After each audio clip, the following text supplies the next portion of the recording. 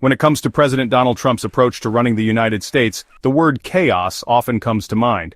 For example, on the 27th of this month, Treasury Secretary Scott Bessent suggested tariff negotiations might conclude by September 1st, hinting at a possible extension of the mutual tariff suspension until July 8th.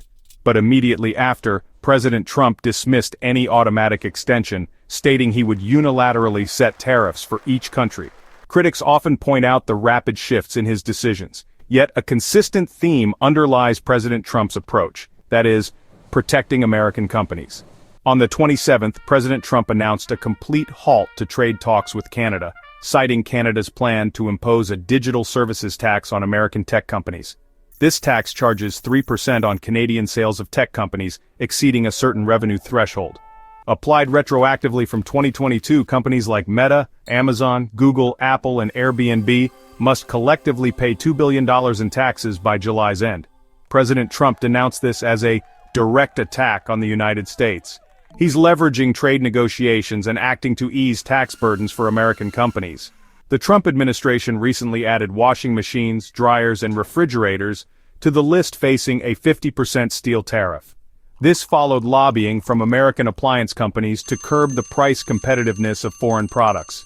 Experts suggest this targets LG and Samsung, which dominate the American appliance market. The Trump administration has gone even further. Starting July 1st, it began accepting lists of automobile parts potentially facing a 25% tariff. With existing tariffs on engines, transmissions, and tires, the scope is widening. Consequently, auto part exports to the United States from South Korea and other nations are likely to decline, benefiting American companies. This could hurt small South Korean auto parts makers and Hyundai Motor, which imports Korean parts to assemble vehicles in the United States. A key example of American corporate favoritism is the G7 agreement not to apply the global minimum tax to American companies. The minimum tax mandates multinational companies pay at least 15%. If a company pays only 10% abroad, it owes the remaining 5% in its home country. However, American companies avoid this extra tax when operating in other G7 countries.